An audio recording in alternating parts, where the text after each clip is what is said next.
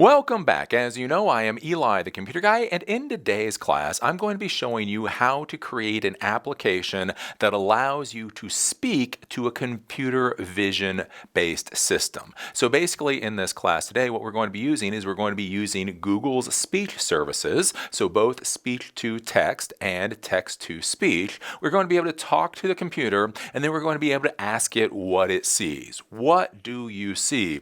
And then the cool part is we're going to be using the OpenAI's Vision API so that not only will it be able to tell us what it sees, but then we'll actually be able to ask additional questions about what it is.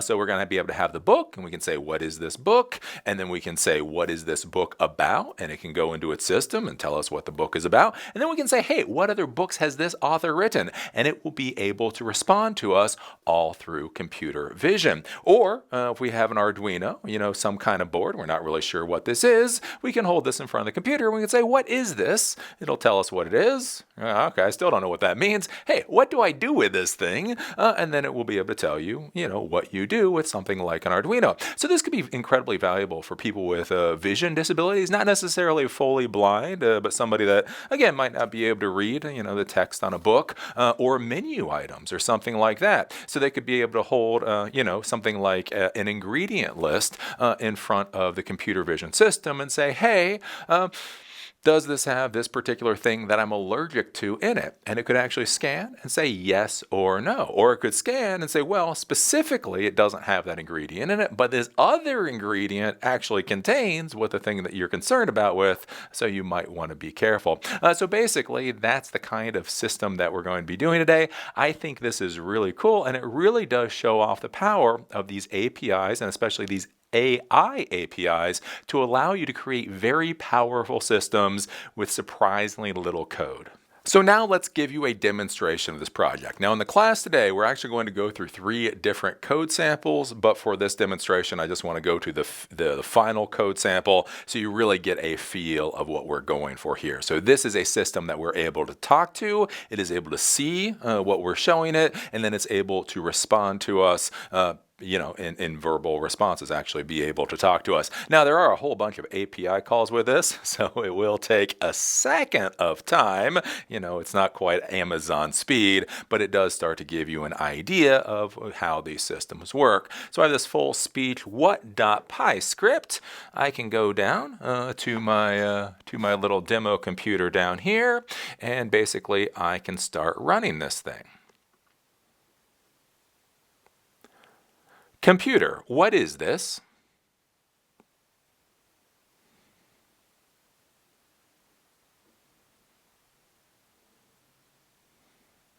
This is a book titled The Lost City of the Monkey God by Douglas Preston. Computer, what is this book about?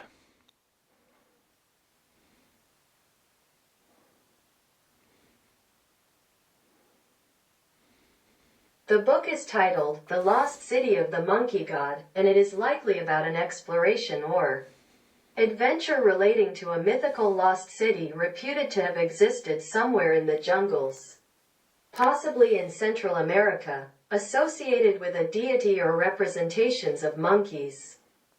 It has done better in the past. Oh well. Computer, what other books has this author written?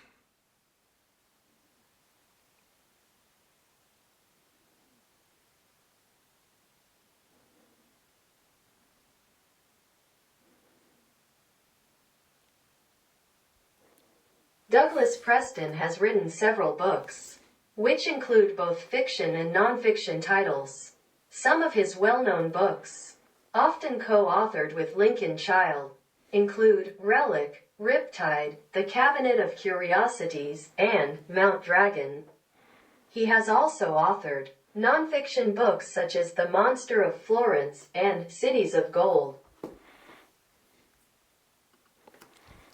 So there you go. That gives you an example of what the final project will be for today. And so with this, we are going to be able to ask the computer a specific query about what it's seeing. It will take a picture of what it sees. It will run that through OpenAI's API. It will return a text value. That text value will then be turned into speech using Google's speech API, and then it will be spit out to us. Again, this is a bit of a slow, janky system. I'm doing this for educational purposes, but you start to get the idea of the power of what you can do with these modern technologies. Now, before we get into the code, let's take a look at my favorite subject, the architecture of this system. What does this system look like, kind of like from a blueprint standpoint? So you have your computer, right? So you have your computer, and on your computer is Python, and obviously Python is a language that we're almost always using for these classes. The first thing that we have for this voice-activated system is we have Google's speech, STT. So it's speech to text services. So you talk, your voice is sent to the Google Cloud, right? So basically your audio stream is sent to the Google Cloud, and then what comes back is an ASCII text response. So you get text back. Right? Now with this particular system, how I have it set up so it's not going spastic is basically it's looking for the word computer, right? So if computer is in the text that comes back, then what will happen is a picture will be taken. So a picture will be taken with the webcam, and the picture and the query will be sent to OpenAI.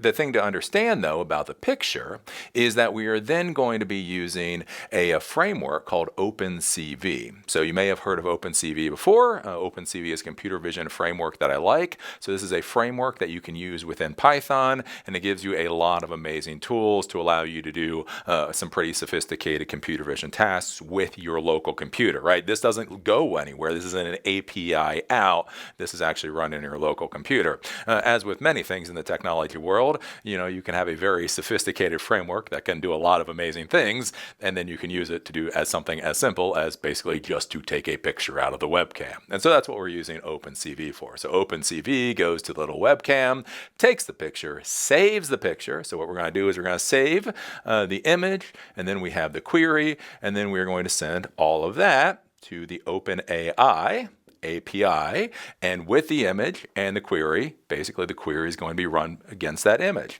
OpenAI is going to return back the text for whatever the response is. Once we get this text back, though, we then need to turn it into speech. So speech to text is how we took our voice and turned it into speech. With this, we're going to need to turn text into speech. And so basically, we have a module that does that. We will take this text, we'll actually turn it into an MP3 file. That MP3 file will then be activated using, on our system, AF Play, or basically any command line MP3 player, and then the response will come out and our system will talk with us. So this is the basic idea of how the architecture for the finished product works. Again, we're going to be doing 3 different scripts here. I'll talk about this a little bit as we go through that, but this again kind of gives you that idea about how the system operates. And also, again, when we talk about things like service-oriented architecture, you can start to see where you could probably plug in different services that would run better. Again, with the speech-to-text service or the text-to-speech service, if you had that running locally, there would be a lot less latency on getting the speech into text and the text into speech, and so this whole system would run a lot faster. Again, you could use a different vision API, somebody else's vision API if you wanted to, in order to get the response. So that's the cool part about this kind of thing, is basically you can build this, and then as you want to increase the performance or security or whatever else, you could just simply plug in different components. And that's the kind of thing that you'll need to be thinking about if you want to try to implement these types of solutions for your organization. Okay, so here we come to everybody's favorite part of the video. Warning, Will Robinson, warning! Pyaudio sucks. Pyaudio sucks. Should probably just leave it there. So most of this is pretty seamless. Most of this will work really easy no matter what you use. You use Mac, you use Windows, you use Raspberry Pi, you use Ubuntu. The text-to-speech services should not run you into any issues. OpenAI's Vision API, oh, that is just so smooth. Like, it's so smooth. I just don't got no snark. That's how good the Vision API is. I don't even know how to be snarky about it. It's so damn good. Here's the thing.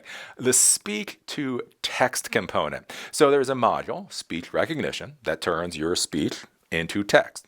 But in order to do that, it needs to be able to pull the speech from the microphone. In order to be able to read from the microphone using Python, you need something called Pyaudio. And that is where everything goes to hell. That is where everything goes to hell. Yeah, Pyaudio is just Pyaudio. I've been using Pyaudio for a little while now, and one of the problems that I have is, again, running around doing all these different experiments and playing around. I've got all kinds of systems laying around, and one of the issues with Pyaudio isn't just like Pyaudio. Like the OpenAI, you want to install OpenAI, you just install OpenAI. OpenCV, computer vision, you just install OpenCV. Like these things, you just install them. And they just fucking work. Right? Pyaudio is its own little demented world. So I am actually doing this whole project on my Intel, 2019 Intel MacBook Pro with the Mac OS on it. And the reason is because Pyaudio works like a champ on this particular computer.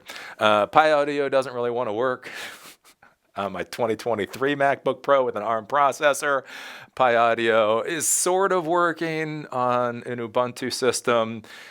It's just a bit quirky. I'm literally like, Pyaudio is such a disaster. I actually, just like literally for myself, I need to come up with documentation for how to make it work properly on all of these different systems, just so I can go back to that in the future and not have to deal with a lot of troubleshooting. So I'm just going to put it out to you that way. So if you're going through this and everything is working well, except for the speech recognition part, the problem is probably that Pyaudio component. And good luck troubleshooting that. Have fun. You're a real technologist now. That should be our certification program. Eli, the computer guy's certification program. If you can figure out how to install Pyaudio and all the major operating systems with no glitches, you're Eli, the computer guy certified. This is a certification program so difficult, even Eli himself is not certified in it yet.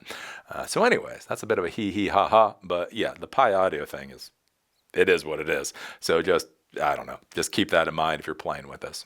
So now let's take a look at the first code example that should work fine for you. There's no Pyaudio involved. So basically what's going to happen with this is we're simply going to run the script. It's going to take a picture of whatever is in front of it using the webcam. We have a query that has already been hard-coded into this particular script, and that to basically say, what is this, and say it in less than 20 words. And then what's going to happen is it's going to send a picture up from the webcam. It's going to send that query up. We are going to get a response back, and then the system is actually then going to speak out what the response is. So imagine if you had like a little device and you simply had a button on that device, again, something like a Raspberry Pi. You press the button, fire off this particular script, and it will just give a pretty simple response back. So with that, let me take this, hit the play button up there, put this in front of the webcam.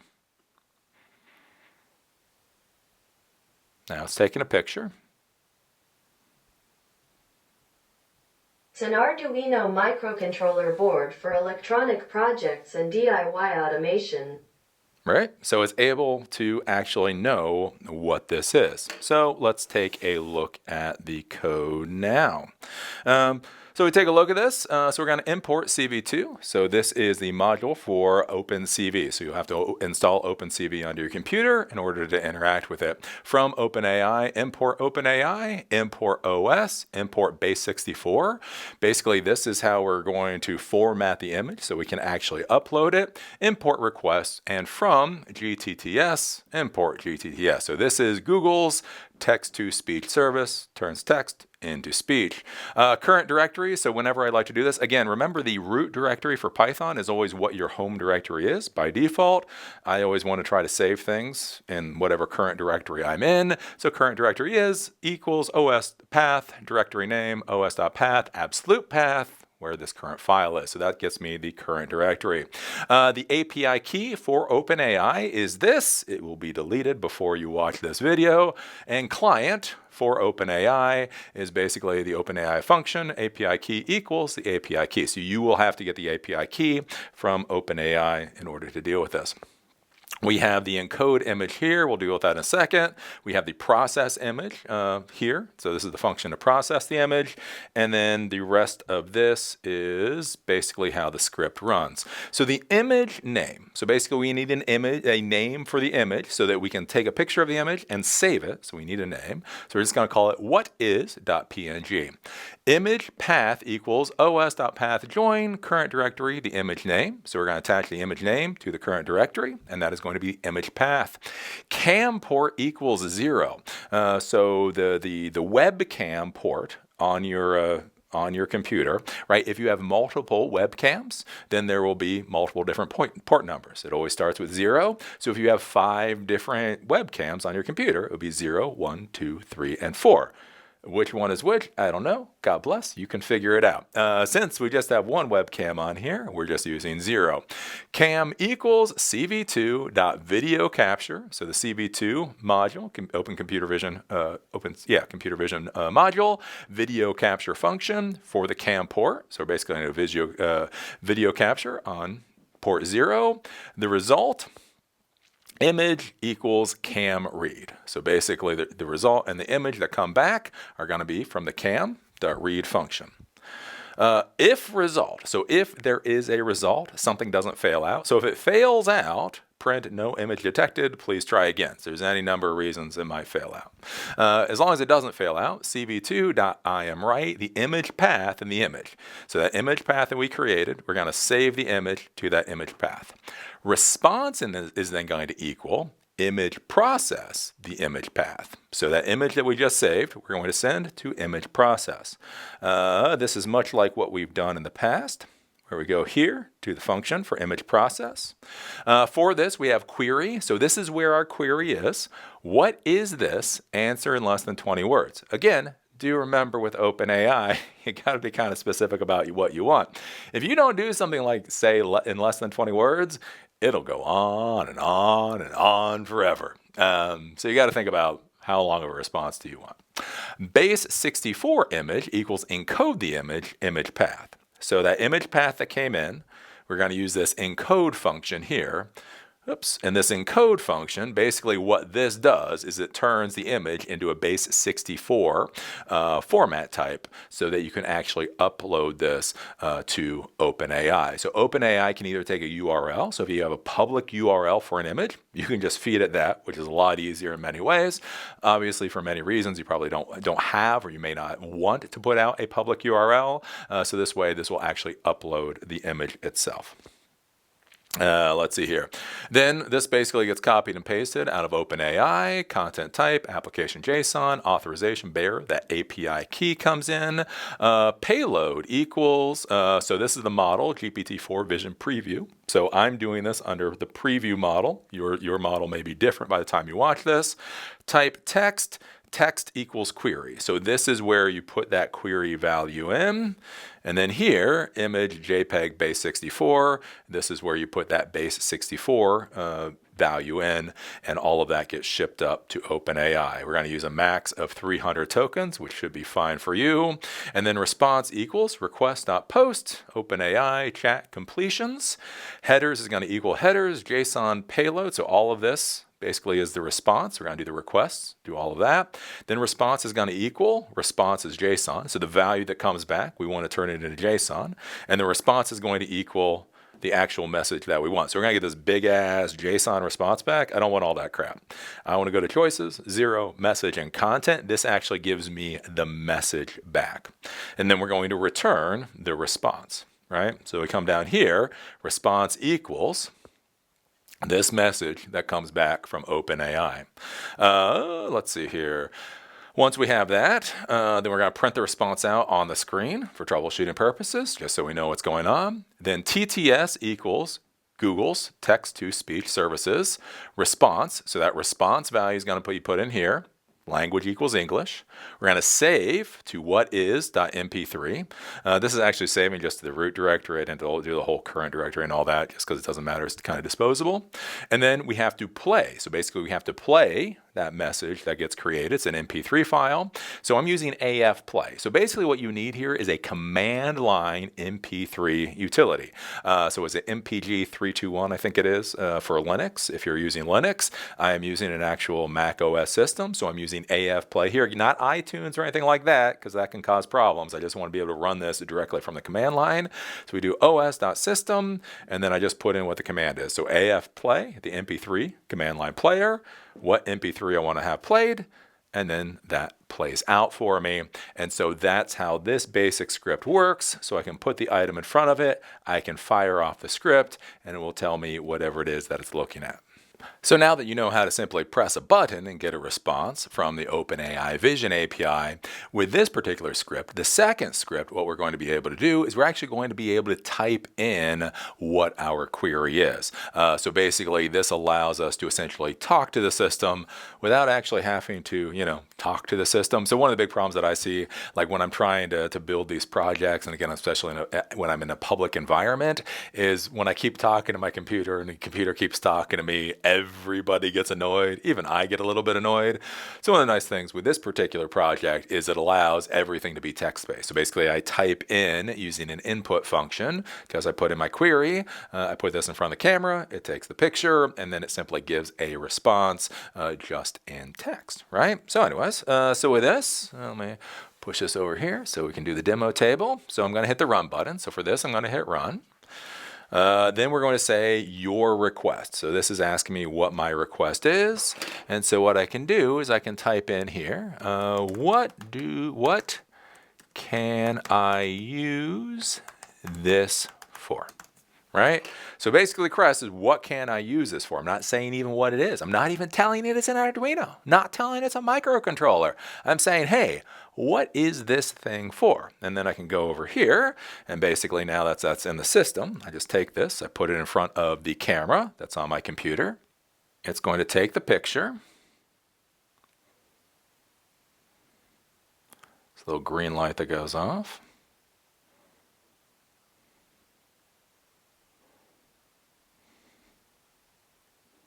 Okay, the green light there. Oh, holy crap. It gave me a long response here. Again, this is one of the, when I do these demonstrations, I do these demonstrations in rather real time. And one of the things with AI is AI always gives you a different response. That's something to remember about generative AI. Generative AI always generates a new response. And so sometimes you get more than you think you're going to get. Previously, I did not get answers this bloody long. So the object presented in the image is an Arduino Uno board. The Arduino Uno is a microcontroller board based on the Atmega 328P. It has digital input-output pins, analog inputs, a USB connection for programming the board, a power jack, ICP, and a reset button. You can use the Arduino Uno for various electronics projects and applications, including learning electronics, prototyping, automation, robotics, art installation, home automation, educational projects, blah, blah, blah. So anyways, I don't know what the end of this part is. The command line you provide is a Unix shell command. Anyways, I don't know what the last bit is, but basically that gives you the idea for this second lab. So what you can do is you can make a query to OpenAI's Vision API. It'll take a picture of whatever you put in front of the webcam, and then it will give you the response. So let's take a look at this for a second. Oops, we actually don't need Google's text-to-talk services here. So okay, so first thing we're going to do is we're going to import CV2. Again, that's the Open CV. It's a computer vision framework. From OpenAI, import OS, import base64, import requests. Current directory equals the current directory so that I have that. OpenAI settings, the API key, then we feed the API key in for the client value. We have the encode image like we had before. We have the upload and process image like we had before. We have the take picture function. And then basically with this, what's kind of cool here is that we can loop it through. So os.system clear, what this is going to do is it's going to clear the screen, and then we're going to do a while true loop. So what a while true loop does is basically you're able to make a request, it gives you the response, and then it prompts you with, do you want to make a new request? And then you can make a new request, and then it'll prompt you, and then you can make a new request. So basically it allows you to loop through. And this is a useful thing for a lot of these types of projects. So instead of constantly trying to rerun the script, you can just have it go through the while true loop. It'll keep asking you for an input. You plug in, whatever your question is, and go through, and you can see whether or not the system is working properly. So query equals input, your request. So when you saw that your request prompt, this is where it comes from. So once we give the query, once we hit enter, we're going to clear the screen. Then we're going to do take pick query. So that query value that we put in, we're going to go to the take pick function. So we go to the take pick function here. Image name is whatis.png. Image path os.path.join current directory, the image name. So the image name with the current directory that we're in. Cam port 0 as we did before, video capture at cam port 0 that we did before, result image, cam read as we did before. If there is a result, we're going to write the image value to the image path. Response is then going to equal image process, image path query, right? So basically the image path that we've created and then the query that we've asked, that is going to be sent to the image process function. We're going to go up to the image process function. Image path comes in and the query. And so here what we're going to do is query equals, so the query that comes in, we're going to modify the query. Don't mention the hand holding the object. So again, one of the things you have to think about with these AI prompts is it will tell you everything that it sees. I don't want it to tell me about the hand holding the damn project. It'll say a hand is holding an Arduino, which I don't want that. So I'll add to the query, don't mention the hand holding the project. The query up here, had the what is this before, I just commented that out. Print what the query is, just so you make sure you know what the query is from a troubleshooting standpoint. Base64 image equals encode the image path. So that encode function that we've been using, again, this encodes the image into a base64 value so that we can set it up. Basically, just copy and paste that. Headers equals, again, the same thing that we did before with the API key. We're using GPT Vision Preview because that's what we currently have now. And our query is the query that we just created. Then we do the base64 image there, max of 300 tokens, response equals requests, basically send all the information. Once we get that value back, we want to turn it into JSON. Once we have that in JSON, what we want choice is 0 message content, so we only get the response. We're then going to return that response value, and then that will get printed out on the screen. Where are we printing that out on the screen? Oh, then we print out on the screen. So it's a response here, and so we print the response once we have it. And so basically, that's how this particular project works. And again, it allows you to ask questions about what the thing sees. And again, it'll constantly loop through. So if you want to continue asking questions, you'll be able to do that. So now we get to the final project. So the final project is I'm able to talk to the system. It takes a picture, processes the picture and my query, and then gives me a response and talks to me back. So let's say I'm wondering how to install an operating system onto this. Let's say I do not understand the difference between an Arduino and a Raspberry Pi. So I'm like, oh, what operating system am I able to install onto my fancy little Arduino computer, because I think it's a computer. So basically what I'm going to do is I'm going to run this. I'm going to ask it what operating systems I can install onto this, and we'll see what the response is. Computer, what operating system can I install on this?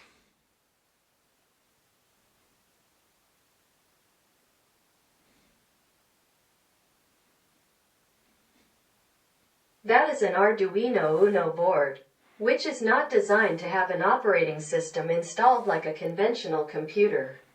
Instead, you write and upload programs to the board using the Arduino Integrated Development Environment, IDE, These programs are typically written in a language similar to C++. See how cool that is? Like I said, I can just literally just ask questions, even if I don't know what the proper words are. Okay, so let me kill this, and then we'll go and we will take a look at the code. Again, I will warn you, with this particular project, you have to make sure that Pyaudio is working. Have fun. Have fun with that. When it works, it works. When it doesn't work, oh, you want to lose your mind.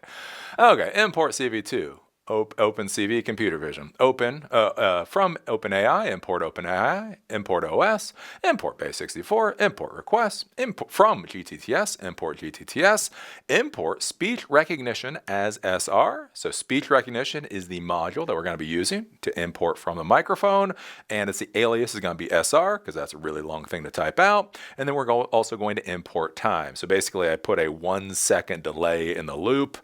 Again, just from a usability standpoint, if you delay the speech loop by a second, it makes things a little bit easier. Anyways, we come down here, current directory equals current directory. OpenAI settings, exactly as we've shown before. We have the encode image, basically like we've had before. We have the image process. We have the take picture. We have the speech to text here that we'll deal with. And then we have OS system clear. So basically all this does is just clears all that text out on the terminal screen so that you get a bit of a cleaner environment. We're going to have that while true loop here. And so basically this while true loop is going to continuously loop so I can have this run and ask multiple questions basically within the same session. Query equals STT function. So STT function is speech to text. So the query is going to be whatever it is that I say. We go up here to the speech to text function. We open this up. Query initially equals nothing. Do be careful with that. If you have previous values, that'll become a disaster. So you just clear out the query. Clear out the query. R equals SR recognizer. So the recognizer function allows you to start understanding what people are saying with SR microphone as source. Audio equals r.listen source. Basically just copy and paste this. So what we're going to be doing is with the microphone, we're going to be listening for the audio. We're going to then try query equals r.recognize Google audio lower. So this is the Google function. So when you use the speech recognition module, they actually give you the ability to use like 8 different speech recognition services. The Google service, the API on low use is free. I haven't run into any issues with it. You don't need an API key. It just works. So that's where I've just been using Google. So basically what we're going to do is it's going to listen. It's going to listen for words that are said. It's then going to send that to Google. The return value that we come back is going to be text, but then I want to turn that to lower. So the lower method basically makes all of the text in lowercase, and I use that for when I do basically like if statements or whatever else. If you have different case sizes, different capitalization, you might run into problems. So I just want to make everything lower. We're then going to print, query and what the query is, just for troubleshooting purposes. Except if there's an unknown error, print Google Speech Services unknown error. Except request error, could not request results from Google Speech Recognition for whatever reason. So those will print out if there's a failure there, and then we are going to return query, right? So query is then going to be whatever you said, but it's whatever you said. os.system clear, so then clear the screen. If computer in query, so when I'm talking, whatever I say gets sent up to Google, gets sent down as text. Here's the problem, right? Somebody else is speaking, maybe I'm talking on the phone, whatever else. If you do not have a trigger word, everything goes to hell. So I decided for this, my trigger word is going to be computer. So if computer is in the text that it's reading, that it's sent back, then I want to fire off the take pick function with the query value. Else, I'm simply going to print out the text on the screen. I'm going to pause for 1 second, and then it'll loop again. We go up to the take pick function. And basically with the take pick function here, right? Image name equals what is image, the current path, CAN port 0, video capture, the result, the image as we did before. If there's a result, write the image path for the image, response equals process, image path query. So this is where it sends up. Oh, it sends up to image process, as we've done before. So query here, so image process, image path with the query. What I'm going to do is to the query, I'm going to add a couple of things. Don't mention the hand holding the object, as we did before. I don't want to know about the hand. And be succinct in your response. We're using $5 words around here. We're not using none of those dime words around here. We're using $5 words around here. So one of the problems you run into, again, sometimes OpenAI can be verbose. I don't need a damn book. But depending on how you put this, it can also make it really short. I may also not want only 20 words. Like, what if the response that I want is, I want it to be as short as possible, but I don't want to limit it to something like 20 words. By saying succinct, I'm basically saying, say what needs to be said in as few words as possible.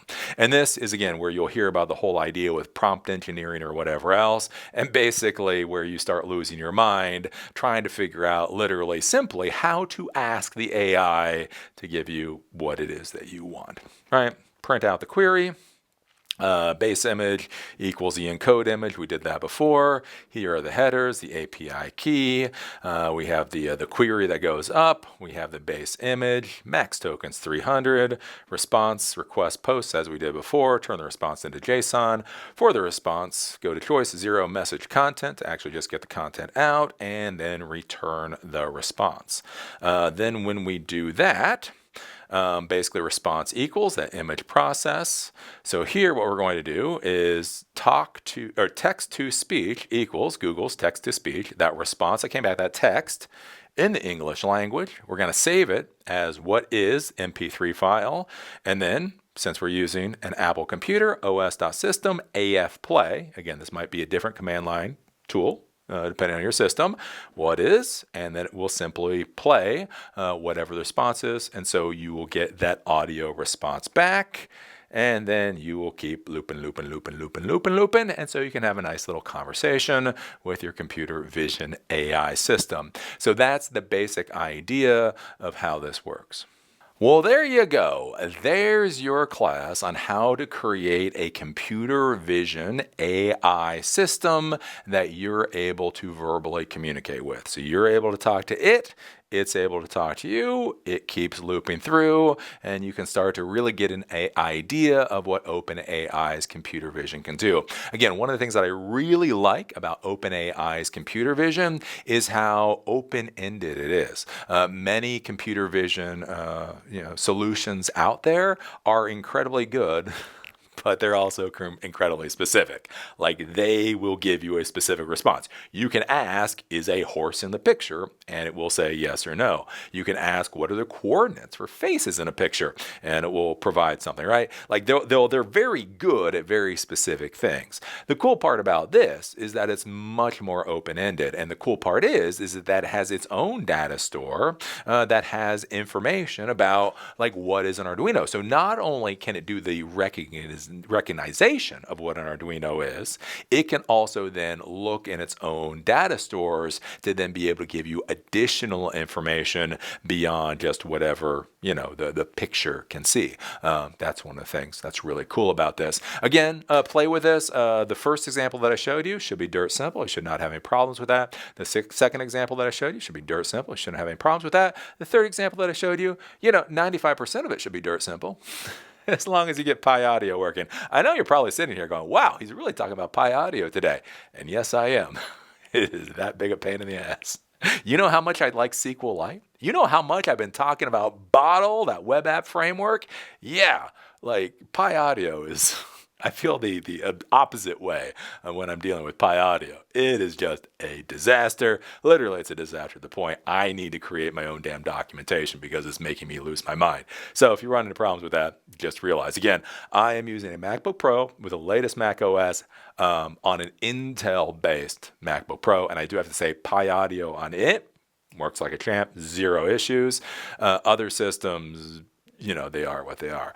If you are wondering for a book recommendation, I do have to say, The Lost City of the Monkey God I know I've been showing this to you a lot today. This is actually a very good book. I do highly recommend it if you're wondering. So yeah, if you're looking for something to go to bed with tonight, good little book there. So yeah, I guess that's about all I have to say with this. Again, all of the code and all the examples that I'm showing you, I do not believe I could get intellectual property on them, even if I wanted to, but I don't want to. All of this will be uploaded to GitHub.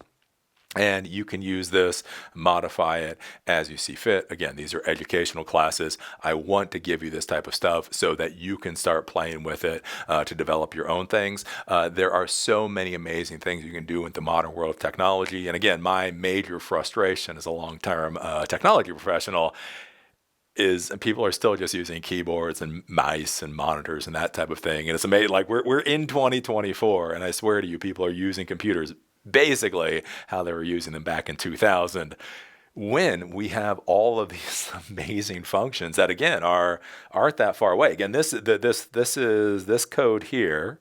With the so speech recognition, video recognition, the whole 9 yards. You have to understand, this is 116 lines of code. 116 lines of code does everything that I showed you, right, in that particular project. That is insane. That's not a sophisticated program, but it gives you a lot of power. So again, that's why I want everybody to play with this, because I really do think it's pretty awesome. So anyways, as always, I enjoy doing this particular class and look forward to seeing you in the next video.